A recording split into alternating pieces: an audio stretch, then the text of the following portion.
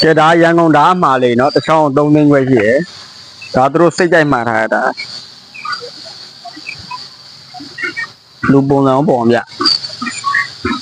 ဗျာနင်းပြုတ်နေဝဲမှာကြောက်ဟုတ်တယ်ဗျာတစ်ချောင်း3သိန်းခွဲကိုဒီကောင်ကအရင်တစ်ခါလဲကိုရိုက်တစ်ခါရမှားထားပြန်နော်ဒီတစ်ခါလဲမှားထားပြန်ပို့ပြီးသားပါကြိုက်လို့တယ်နောက်တစ်ချောင်းမှာပြန်တော့ဒိန်မပါဘူးဒိန်ကတော့လုပ်ပြလိုက်တယ်ဘောင်းတော့ဓာတ်လေးလှအောင်ဒီကောင်အသွားဒီကောင်လဲ24လက်မှပဲနော်အယိုးက10လက်မှပဲစမတ်ကြအောင်လုပ်ပေးတာဒါမိုက်တယ်ငါမိုက်တာတော့မကြိုးပိုက်ရတယ်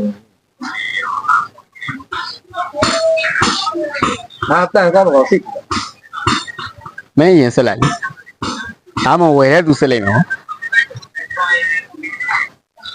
အဝယ်တဲ့သူရတော့နားလဲပါသူတို့စစ်တက်ပါပြည့်တယ်ရ